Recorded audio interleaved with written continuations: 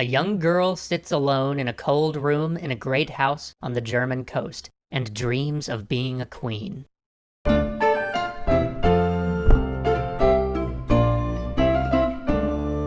That girl's name was Sophia, or Sophie depending on who's writing about her. She was born in the spring of 1729, but her mother would never forgive her for the crime of being a girl. Her mother, young, ambitious, always wanting to be the center of attention, was deeply discontent in her life, having been married off at 15 to a man 21 years her senior. Worse still, that man was poor, at least by her standards, and stuffy. Her life was nothing like the glittering court that she'd known as a girl. She still had ambition. She still wanted to escape her husband's drab military post, to live in high society and see the world. And to her mind, that required a male heir. And so poor Sophia was neglected, often told that she was ugly, yelled at for minor offenses, or simply left entirely alone. She was bright and could memorize things with ease, but she frequently infuriated her tutors by asking questions like, why were the great men of antiquity damned just because they lived before Christ? Or, what was the universe like before creation? She found solace only in the lessons she was taught by one of her governesses, who introduced her to French and brought her books by Racine and Molière. And all the while, her mother doted on her sickly and infirm brother, who'd been born a year and a half after she'd entered the world, unwanted.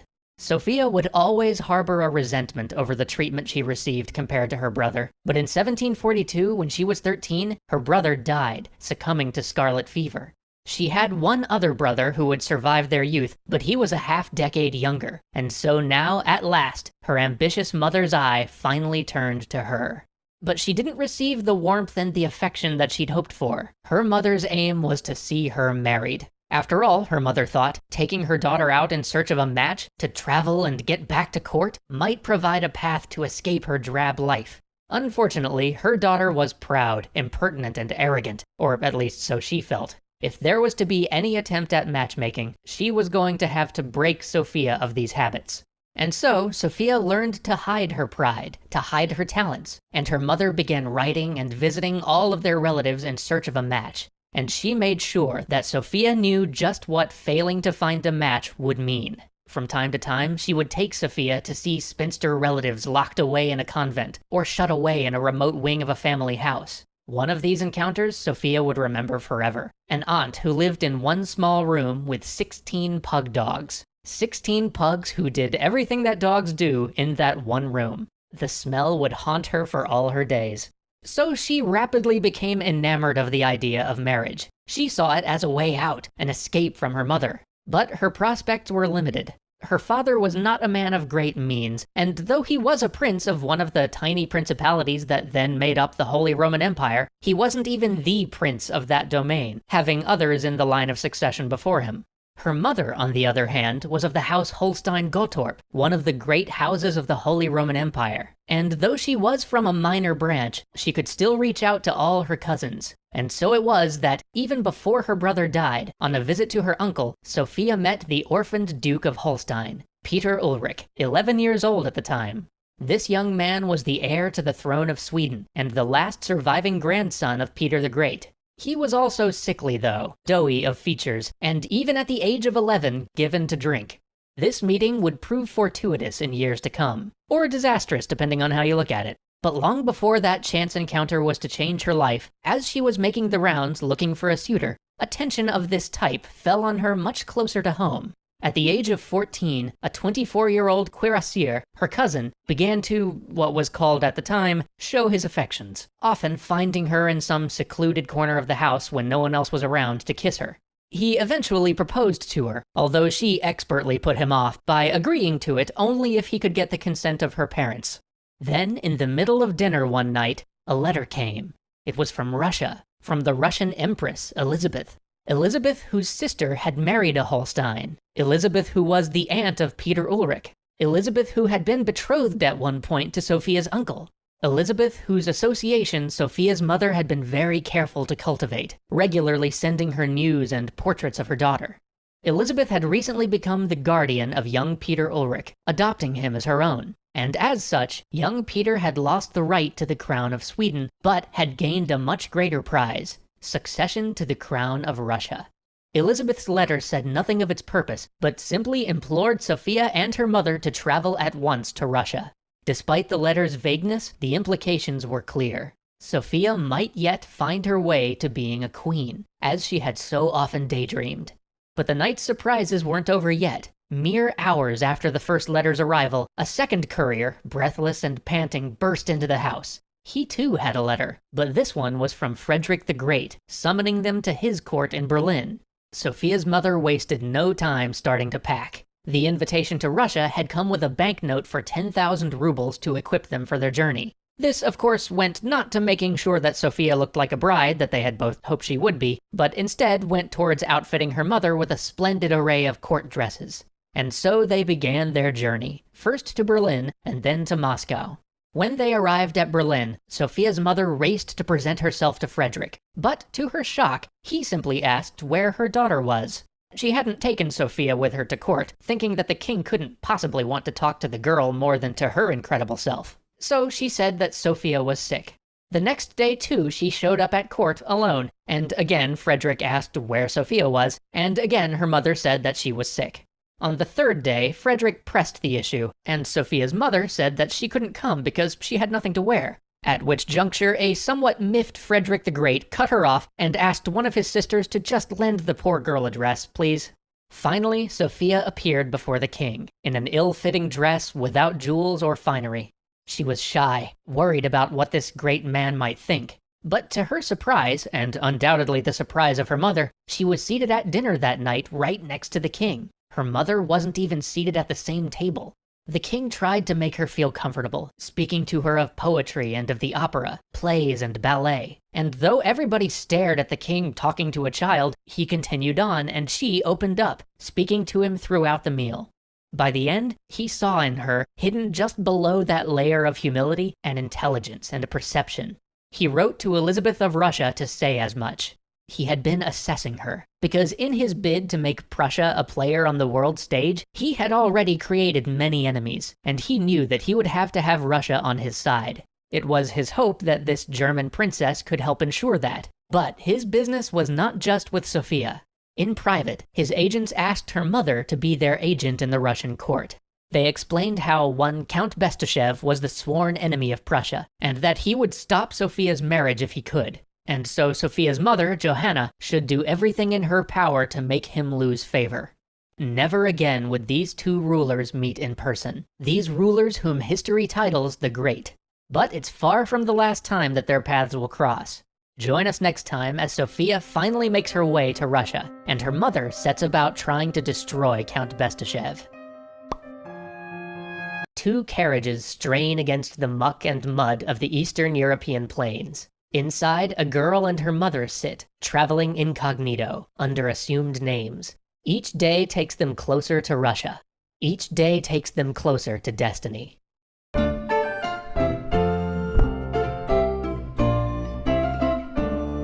For the first time in her life, Sophia was celebrated as someone special. Upon her arrival in Russia, the local fort fired its guns in her honor. People whispered of her presence as her sleighs chased the court from the Winter Palace to Moscow.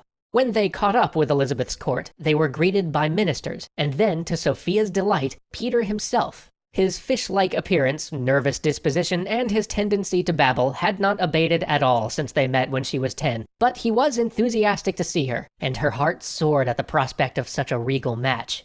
Then they were led in to see the Empress. Sophia was overwhelmed by the dazzling splendor. Never in her life had she seen such majesty. And so the ensuing days passed with her at Peter's side, and with each passing day she learned a little bit more about how boorish and unconcerned with his position Peter was. He told her about how much he loathed Russia. He barely even spoke the language, instead preferring German in all things. He hated the culture and the religion, planned to remain a Lutheran. He even told her that he did not love her, and rather was in love with someone else, but was resigned to marry her because his aunt wished it.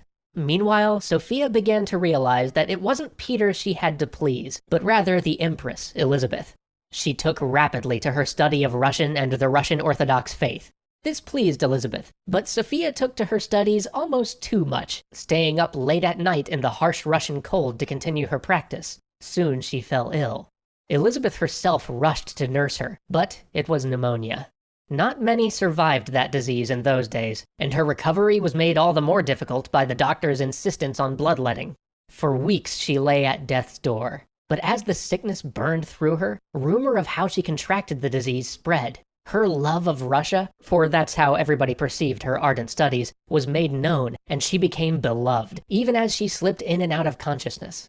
Then came a moment where everyone thought it was the end. Her mother requested a Lutheran priest, but Sophia, with what little strength was in her, asked for an Orthodox priest instead, and rumor of this washed throughout the land. But even as Sophia's esteem was rising, her mother's came crashing down. Shortly after Sophia recovered, a series of letters that Johanna, Sophia's mother, had sent were intercepted.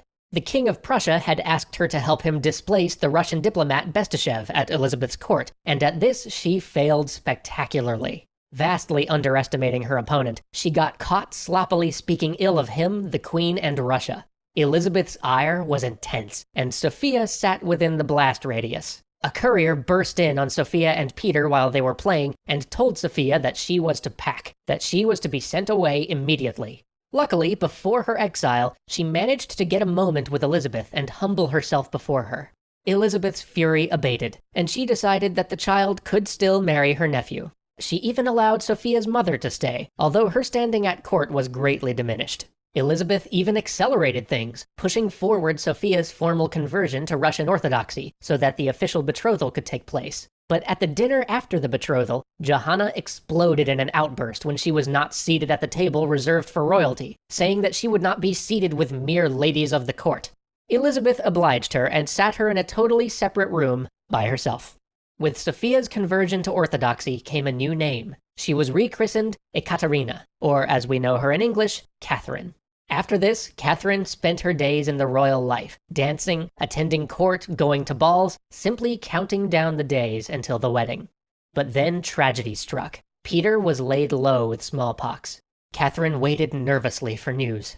Eventually, Peter recovered, but he was disfigured, his already batrachian features now marred by the scars of the disease. The first time Catherine looked upon him, she was horrified. But the illness also stirred a resolve in the Empress Elizabeth. The realm needed an heir. There was no time to wait, no time to risk some other horrible malady. And so, Catherine and Peter were married.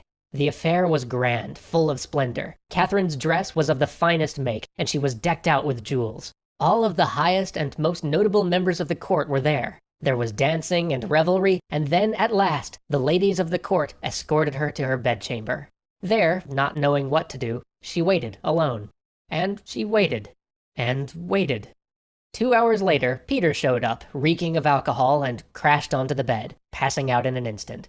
At last, her marriage had freed her from her mother, but now Catherine had a new humiliation and torment. Her husband showed no affection for her, and spent all of his days playing buffoonish children's games, making his servants dress up like soldiers and march around his room. Even when Peter was eventually made to give up such things and sleep in the same room as his wife, rather than be with her, he would wait until dark when their governess was gone, and then take out his toy soldiers and have one of the maids move them across the bed as he ordered them about.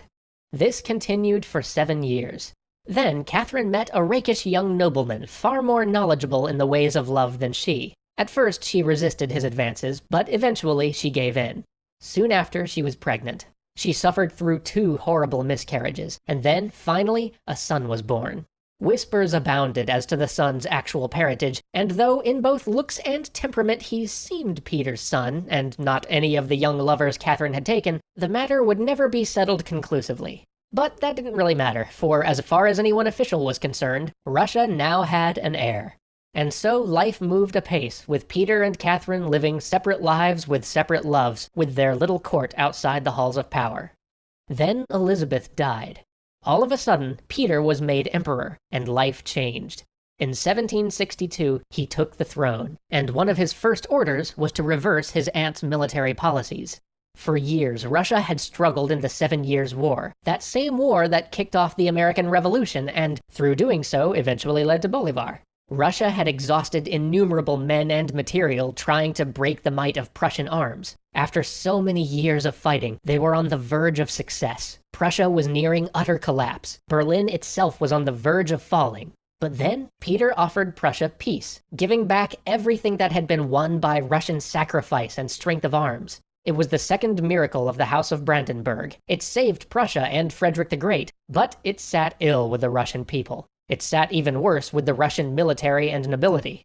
Catherine was horrified. Peter was more concerned with his title as Duke of Holstein than being Tsar of Russia. He had just given up on the most important war in the world in order to turn all of Russia's might against Denmark so that he might restore some small claim of the House of Holstein that they'd lost years before. And though some of his domestic policies were progressive and hailed as necessary reforms, for the most part, Catherine watched him blunder from one alienating act to another.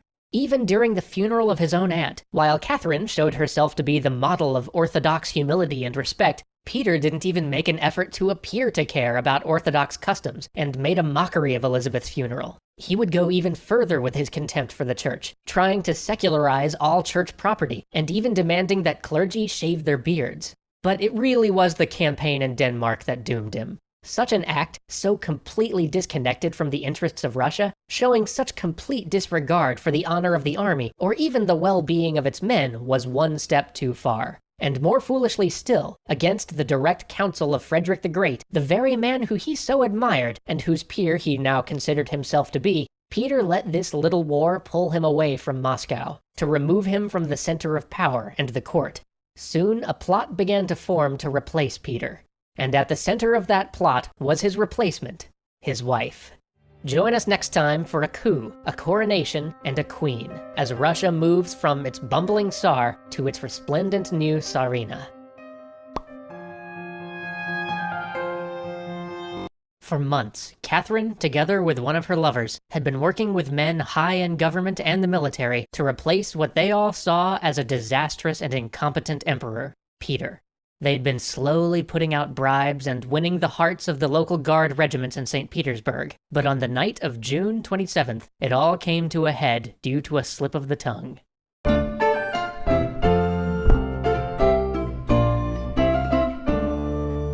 June 27th, 1762. A soldier in one of the guard regiments in St. Petersburg gets spooked. He turns to one of his officers and asks if it's true that the conspiracy against the emperor has been found out.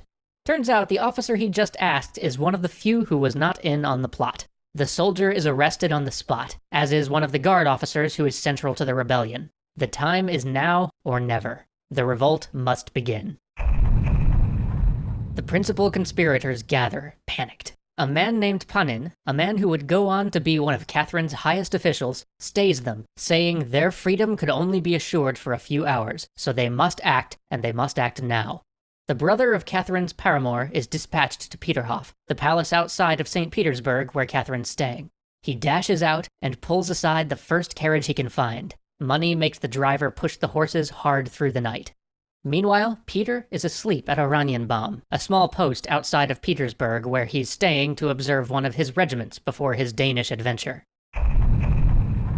The brother of Catherine's lover arrives just as Catherine is waking at 5 a.m. The time has come, he says. He quickly relays the night's event.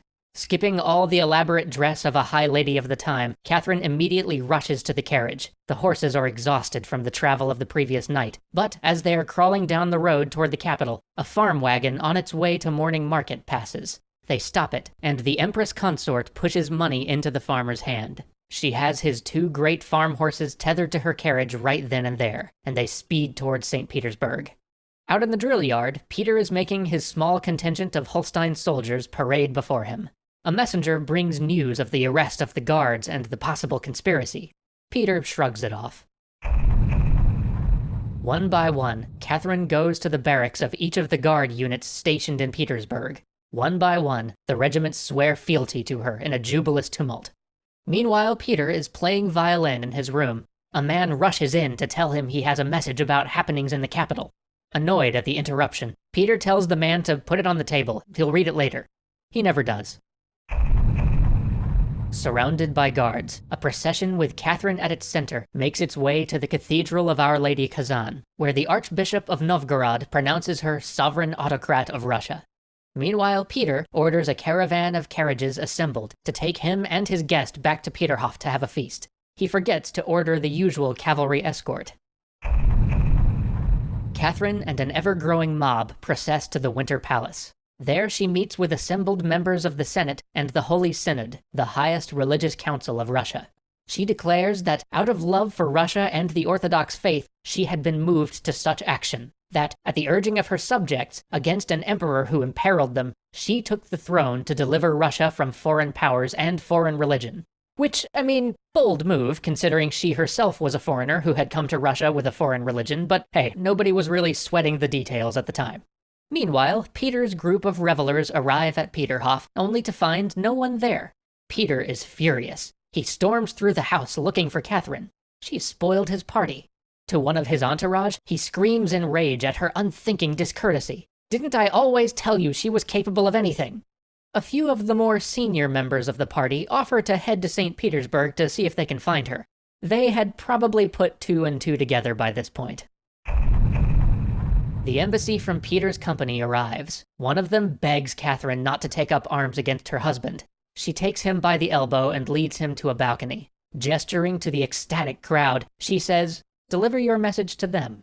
The small group of messengers all swear fealty to Catherine, or ask to be allowed to retire. Meanwhile, Peter has gotten his first concrete news of all the goings-on from the crew of a firework barge that was sailing to Peterhof to provide the fireworks for his party. But all their information is still vague because they had left early in the morning, as they'd been ordered to go deliver the fireworks.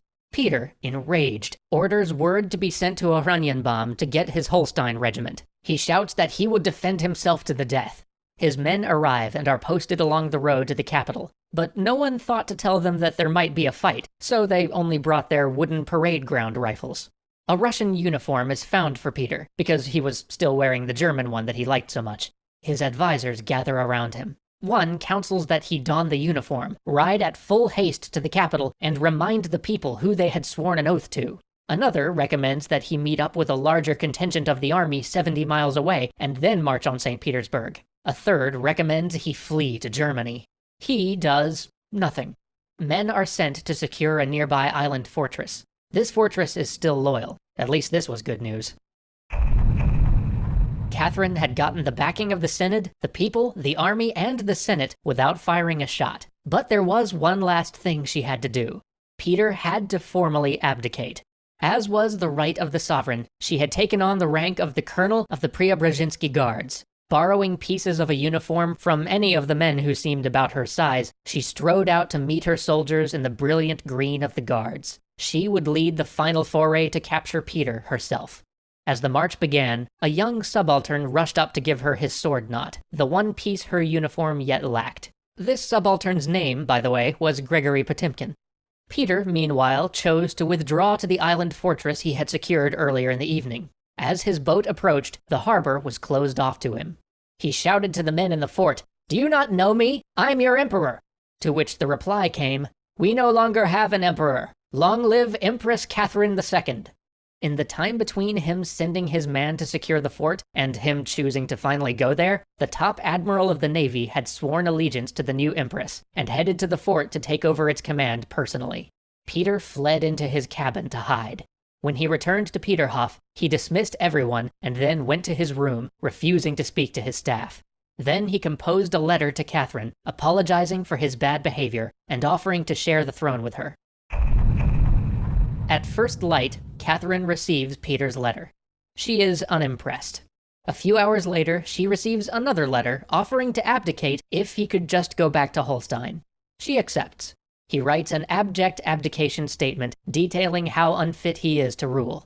Needless to say, a few weeks later, he wound up dead in a drunken brawl that was probably a cleverly disguised assassination. And his idol, the man he kept telling himself he was equal to, Frederick the Great? Of the affair, Frederick merely said, he allowed himself to be dethroned like a child being sent to bed. And while Catherine probably had nothing to do with Peter being killed, she did pardon his killers, as his death freed her up to rule without the worry that someone would try and form a counter-rebellion around him. And rule she did, rapidly reversing almost all of Peter's policies. As Russian forces were literally on the verge of engaging with Denmark, riders arrived with Catherine's orders to return home. In fact, that was the order to all the Russian troops in Europe. She was going to begin an era of neutrality, where Russian troops fought on neither side of the 7 Years' War. and for this, the army was forever grateful. The church, on the other hand, was more complex. She put a temporary moratorium on Peter's order to secularize all church land, but Catherine was intent on being an informed ruler, and as reports came into her every day, one thing became more and more clear. Russia was broke. Grain prices were soaring, the treasury was filled with IOUs. Ending all the wars would help, but not seeing the reparations which might have been expected with a decisive victory, Russia was penniless, and without any recourse to credit. And easily a tenth of all the wealth of Russia was locked up in church lands, wealth that her government needed. After a long back and forth with the Synod about the morality of a church which owned so much property but didn't help with the temporal affairs like charity and education, and with a few threats thrown in, Catherine was able to cow them. All church property became state property. More than 1 million church serfs became peasants, which meant they now had to pay taxes, and all church officials became employees of the state. And this shows the strength of Catherine. Where Peter lost one of the great pillars of the Russian state, and arguably his throne, for his policy, Catherine's iron will and careful management of the other elements of power allowed her to drag in this vast source of government revenue. But in doing so, it also brought up the other great issue for Catherine: serfs.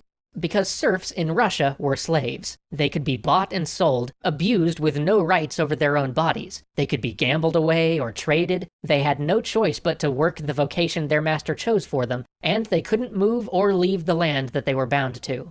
And with burgeoning industrial revolution, there came to be a new kind of serf. A serf not owned by a master, but owned by a corporation, many of whom were employed by the great mining enterprises of the Urals. And in these mines, life was ugly, brutish, and short. Because they were chattel, men were literally worked to death, beaten when they paused for a moment in their labor. This treatment caused riots and strikes that would eventually lead to the largest peasant revolt in Russian history. So join us next time for the plight of the serfs, the ghost of Peter III, and the Pugachev Rebellion. The war in Europe settled and the church finally under her control, Catherine could at last focus on her great project, the law.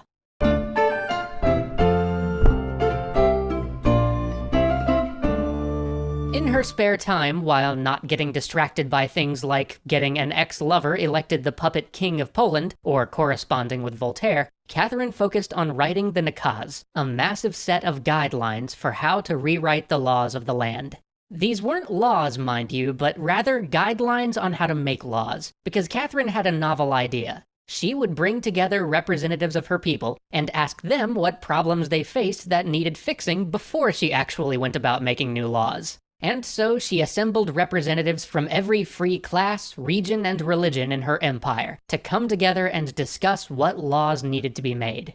And in some ways, this was incredibly inclusive. She had representatives who were Cossacks, representatives who were Muslims, even representatives who were Buddhists. But there was one group that was left out. That whole free part in free class meant that there would be no serfs. After all, the serfs' owners could look after their interests, right? But no serfs meant that 9/10 of the empire went unrepresented. And as for the representatives of the 1/10 who did show up for her great assembly on laws, they were utterly unprepared for it. There really hadn't been much involvement in government in Russia up to this point, and truth be told, many of the people involved held at least some suspicion that this was a trick or some sort of loyalty test. For the first of many meetings, they debated what honorific to award Catherine. If you are wondering, the Great just narrowly beat out All-Wise Mother of the Fatherland. Catherine found this infuriating. Did they not understand that she had called them here to help her figure out what laws to make, not to just give her titles? Well, no. In fact, a fair number of them couldn't even read the guidelines she gave them, and even fewer really understood the heavy Enlightenment philosophy which formed the basis of the Nakaz, which meant that getting anything useful from them was like pulling teeth. The merchants wanted the rights of nobles. The nobles wanted to be able to engage in commerce as merchants, and the peasants mostly gave very specific complaints about how that jerk Boris from the next village over keeps letting his cows trample my fence. Can we make a law about that? Catherine was an autocrat at heart. She believed in absolutism, but she wanted data. She felt that an autocrat should rule with knowledge and understanding, but knowledge and understanding were in short supply in these meetings. Finally, after much frustration, the whole affair was called off. Foreign events had become more pressing. Remember when I mentioned that Catherine had put a puppet on the Polish throne? Well, she'd been having that puppet do things that were more and more clearly against the best interest of the Poles. The Polish people finally rebelled, and the Russian army was sent in to put the rebellion down. But in doing so, a Russian regiment chased fleeing Polish insurgents into Ottoman territory. The French had been leaning on the Ottomans to get into the Polish conflict for some time, and this seemed like just the excuse. So the Ottomans locked up the Russian ambassador and went to war. This turned out to be a poor decision on the Ottomans' part. Once seen as near equals, the Russians belied expectations and delivered the Ottomans a series of crushing defeats. On land, the Russian forces, led in small part by one Grigory Potemkin, seemed invincible. And at sea, where the Turks thought themselves to be unopposed because the Russians had no port on the Black Sea, the Russians conceived of a bold plan to take the Baltic fleet, sail it all the way around Europe, and surprise the Ottoman fleet from the rear. The plan worked. The Ottoman navy suffered massive losses at little cost to the Russians.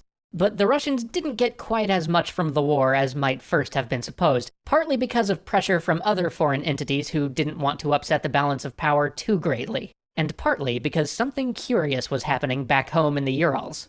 But first we must talk of the treaty that ended the war, the Treaty of Kachuk-Kainarza. It gave the Russians a fair swath of territory, but most importantly, it gave Russia ports on the Black Sea, which had been one of their strategic goals for a very long time. It also provided war reparations, which helped with the ongoing problem of Russia being kinda broke. Lastly, it made Russia the protector of Orthodox Christians living in the Ottoman Empire, something that will absolutely come up if we ever cover the Crimean War.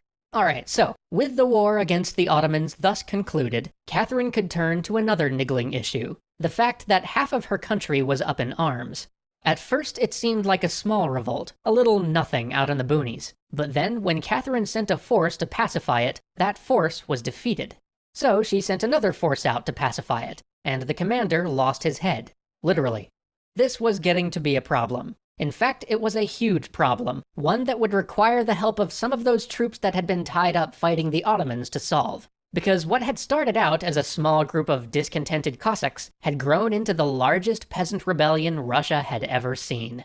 The horrible conditions of serfdom, the increase in tax collectors and government officials messing with Cossack affairs, and discontent of the old believers with the Orthodox hierarchy meant that these groups had become dry tinder just waiting for a lit match. And a man named Pugachev had fanned that discontent into a firestorm.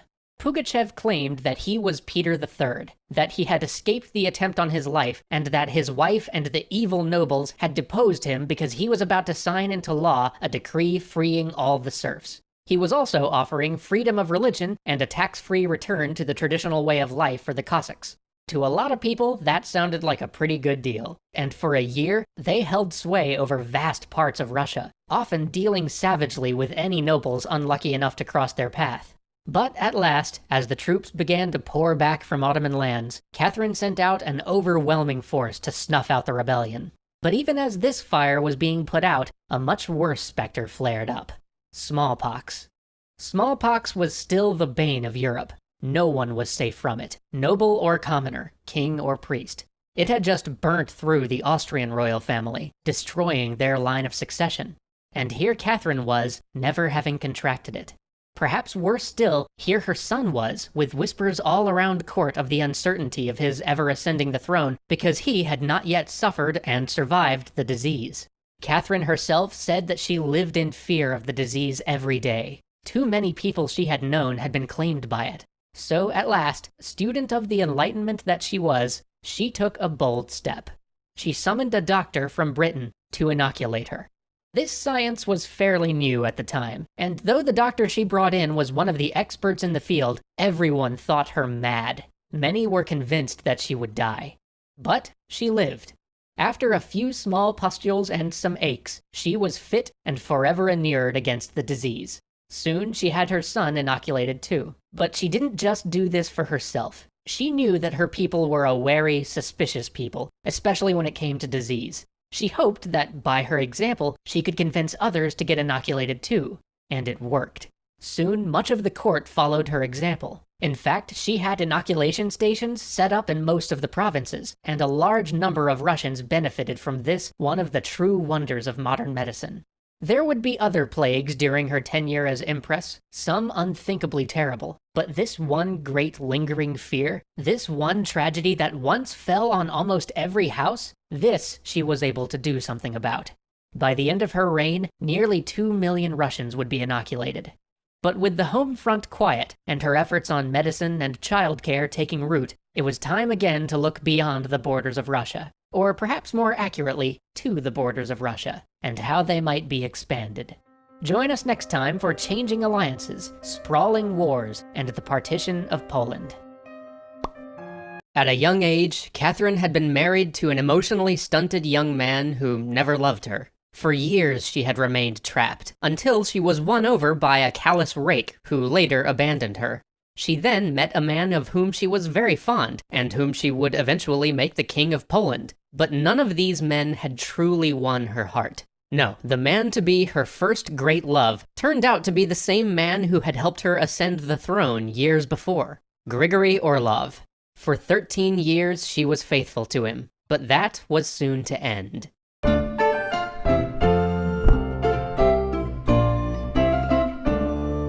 Grigory Orlov was brave and bold, never flinching at danger or personal risk. But he was also boorish, rude, and impertinent. He was ill-educated, with no interest in any of the Enlightenment ideas that Catherine so fancied. Catherine would once write that despite it all, she would have stayed with him for a lifetime if only he stayed with her. But Grigory sought danger. He was restless, unfaithful, and, worst of all to Catherine, he had grown distant. She sent him off on a diplomatic mission. There he failed, displaying the same arrogance that he had displayed at court, the same uncouth rudeness and sense of superiority that had gotten him hated by her nobles. But it didn't really matter at this point. Catherine had sent him away because she was already done with him. Too long had she suffered his infidelity, his harsh words, his sense that he was superior to the Empress herself. As his replacement, Catherine picked up a safe, pretty, dull young man who she would rapidly come to call the most boring man in all of Russia. She found her time with him interminable. Not because he didn't try, and not because he was unrefined like Orlov, but because he never had anything interesting to say. But then, she found Potemkin.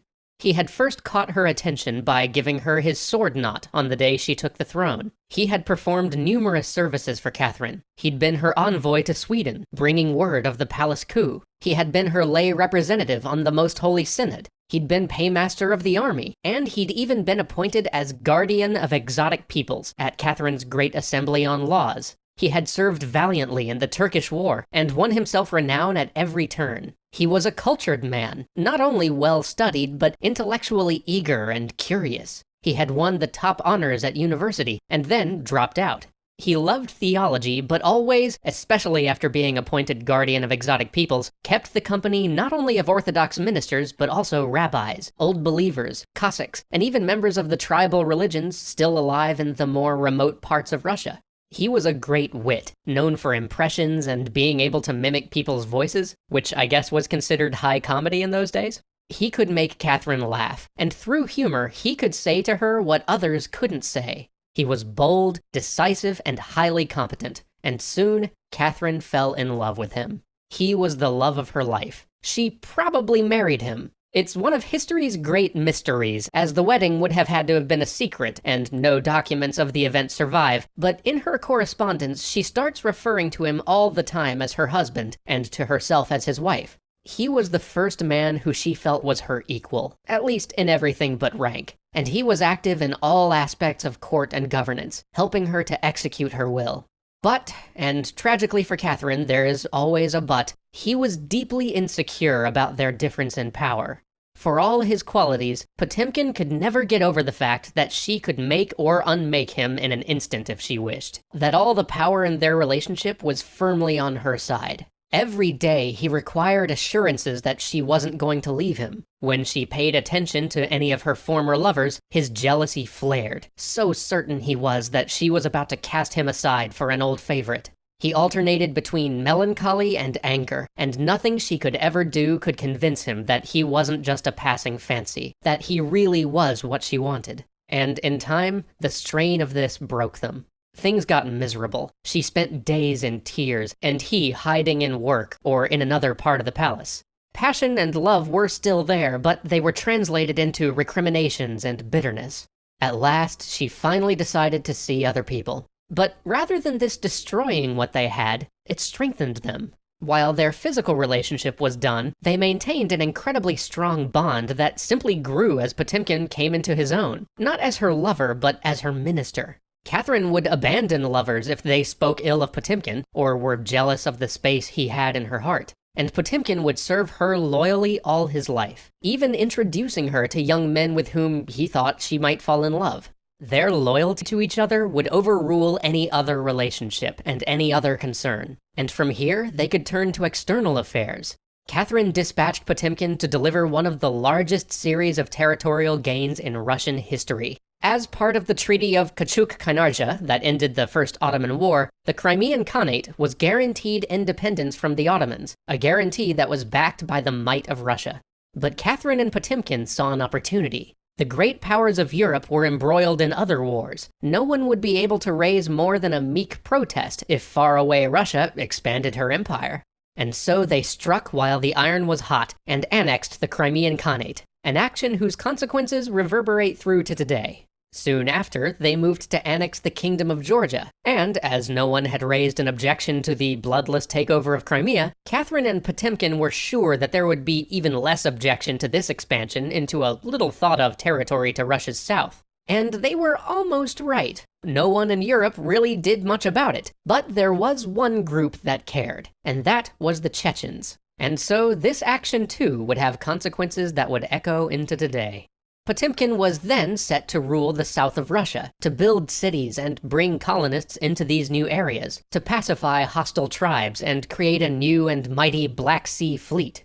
And though all of these expansions brought Russia back into conflict with the Ottoman Empire, where Potemkin had previously been but one of a myriad of generals in the first conflict, here he was supreme commander. He led with aplomb, delivering a number of smashing victories to Catherine. But shortly thereafter, he fell ill and passed, dictating only one last letter to Catherine before death took him. He was a man of luxury and debauchery, of unswerving faithfulness on utter profligacy, of towering ego and absolute insecurity, with appetites to match his intellect and his ability. But perhaps the Austrian Field Marshal Linia put it best. I here behold a commander-in-chief who looks idle and is always busy, who has no other desk than his knees, no other comb than his fingers, constantly reclined on his couch, yet sleeping neither in night nor in daytime. A cannon shot to which he himself is not exposed disturbs him with the idea that it costs the life of some of his soldiers. Trembling for others, brave himself. Alarmed at the approach of danger, frolicsome when it surrounds him. Dull in the midst of pleasure, surfeited with everything, easily disgusted, morose, inconstant. A profound philosopher, an able minister, a sublime politician, not revengeful, asking pardon for a pain he has inflicted, quickly repairing an injustice. Thinking he loves God when he fears the devil, waving one hand to the females that please him, and with the other making the sign of the cross. Receiving numberless presents from his sovereign, and distributing them immediately to others. Preferring prodigality in giving to regularity in paying. Prodigiously rich and not worth a farthing. Easily prejudiced in favor of or against anything. Talking divinity to his generals and tactics to his bishops. Never reading, but pumping everyone with whom he converses. Uncommonly affable or extremely savage, the most attractive or repulsive of manners. Concealing under the appearance of harshness the greatest benevolence of heart. Like a child wanting to have everything, or like a great man knowing how to do without. Gnawing his fingers, or apples, or turnips, scolding or laughing, engaged in wantonness or in prayers, summoning 20 aides-de-camp and saying nothing to any of them. Not caring for cold, though he appears unable to exist without furs. Always in his shirt without pants, or in rich regimentals, barefoot or in slippers, almost bent double when he's at home, and tall, erect, proud, handsome, noble, and majestic when he shows himself to his army, like Agamemnon in the midst of the monarchs of Greece. What then is his magic? Genius, natural abilities, an excellent memory, artifice without craft, the art of conquering every heart, much generosity, graciousness, and justice in his rewards, and a consummate knowledge of mankind. However you view him, he served Catherine to the end, and in the end, he was the love of her life. Before his death, though, there was one thing that Potemkin didn't get to resolve, and that was the matter of Poland. Join us next time as we delve into the disappearance of Poland from the map of Europe until 1918, the shifting alliances of Austria, Prussia, and Russia, and the last days of Catherine, and the succession to her throne.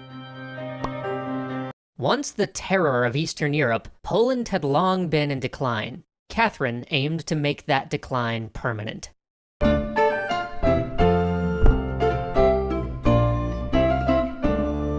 When Catherine first made war on the Ottomans, the biggest losses ended up being suffered by the Poles rather than the Ottoman Empire. For years, Catherine had a puppet, a former lover, on the throne of Poland, but keeping him there, and keeping him doing the bidding of Russia, was becoming more and more difficult. Vast amounts of troops and treasure were required to keep Poland passive, and as you might remember, the first Russo-Ottoman conflict was, at least officially, caused by Russian troops chasing Polish rebels over the border into Ottoman territory. But Poland was at the center of everything. Literally. The three great powers in Eastern Europe at the time were Prussia, Austria, and Russia, and in the middle of all of them sat Poland. So Poland became the solution for a very thorny problem that faced the King of Prussia, Frederick the Great.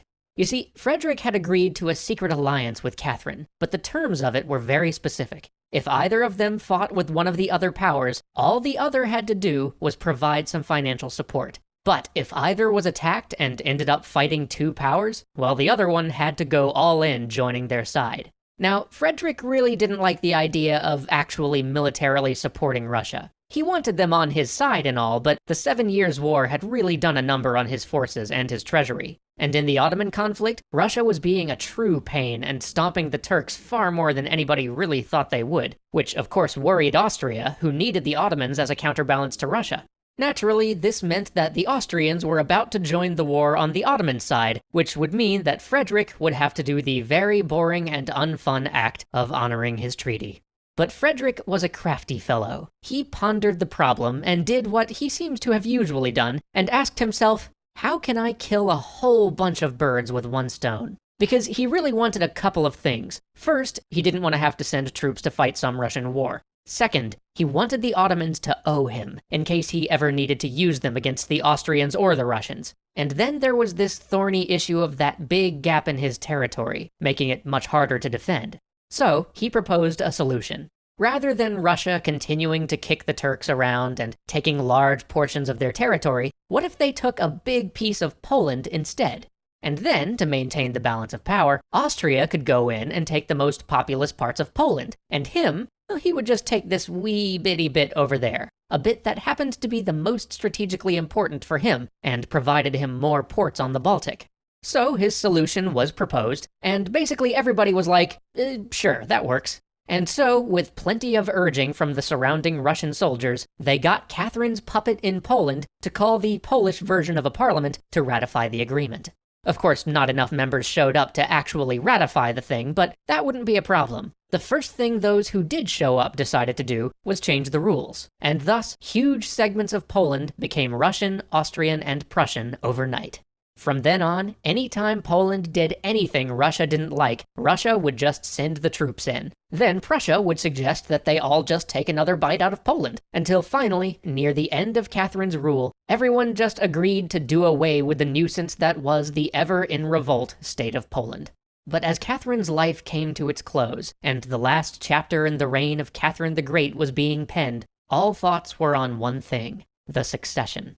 And here, perhaps, for all of Catherine's triumphs, was her greatest failing, the place where her own weaknesses and insecurities show through. The tragedy of her reign was that she left behind no one to carry on her legacy. After her, Russia would never again have a truly great emperor. Her son would grow up to be like the husband Catherine had despised. When he was born, little Paul had been whisked away by the then Empress Elizabeth. For 8 years, Elizabeth had had maids and servants raise the boy, and when he was at last returned to Catherine, there was a distance between them that could never be bridged. The young man expected the warmth and attention that he'd never received during those years apart from his mother, and while Catherine tried, Paul would always be jealous of the men in Catherine's life, as she seemed to focus more of her energy on them than on him. And this was compounded by Catherine's own paranoia. She saw her son not as an assistant and an heir, but as a potential rival, as the one person who might have a more legitimate claim to the throne than she. So she kept him away from the halls of government, away from any responsibility, from being an actor in the affairs of state. And slowly, he took to idolizing the father who might not have been his father. He would play with soldiers and march his servants around like Peter had. Catherine and her closest advisors eventually decided this had to stop, and so they sought a wife for him, hoping that being married might make him grow up. But his first marriage ended in deep tragedy. His wife died in the birth of their first son, and their son died with her. And as he was going through her papers, Paul discovered that she'd been carrying on an affair with his closest friend. He was laid low with grief. But he was convinced to marry again for the sake of the state. His new wife was perfect for him. She supported him, eased his anxiety. Together they toured Europe, where for the first time he was feted and treated like a ruling member of some great state. And in these few months, you can see this possibility, this glimmer of hope in the letters the rulers of Europe wrote to one another upon meeting this young man, that he might be something more than his father. Was he perfect? Well, no, but they all remark on him being capable, intelligent, and, when his wife was at his side, able to let go of the anxiety and the paranoia that plagued him. But when he returned from Europe and asked to be part of the cabinet, Catherine again dismissed him, telling him that his trip had made him put on airs. He asked to fight in the army, and she said no. On every front, she still kept him from having any of the responsibility of state. And so he sank back down into his anxiety and his paranoia. And as he grew older, rumors abounded that Catherine was going to disinherit him for one of his own sons. Now, whether she actually did or not is one of those historical questions that will never really have an answer. Some say that she left instructions in her will to pass the empire to her grandson, but that Paul had had that will destroyed before anyone could discover it. Others say that she died before she made up her mind on the issue. But Catherine, forgetting some of the pains of her own childhood, let her insecurities prevent her from giving her son the training or the care that he needed to rule. In the end, his paranoia became a self-fulfilling prophecy, and he would be assassinated not long into his reign. And the last days for Catherine saw other steps backward as well. The Pugachev rebellion had convinced her to step back from granting rights to the serfs, something that she had considered doing in her younger days. And now the French Revolution made her doubt all of the Enlightenment ideas that she had so loved, and that in some ways had helped her carry her country so far. She banned private printing presses, and made all works be approved by a censorship office. She even stopped the circulation of books by some of the very men she had corresponded with in her youth. And so, in the end, on the 17th of November, 1796, Catherine died of a stroke, leaving behind her a Russia that was larger, stronger, and more developed than ever before. She had championed health, maternal rights, and education. She had expanded the country on every border, from Poland to Georgia to Alaska. She patronized the arts, built great palaces and wonders like the Hermitage. Under her, the army had gone from a second-rate power scoffed at in the halls of Europe to something feared the world round. She issued the first Russian banknote and brought the Enlightenment to Russia. And though she began to step back from that Enlightenment and left Russia with a dynasty incapable of completing her legacy, it cannot be said that she was anything but the Great.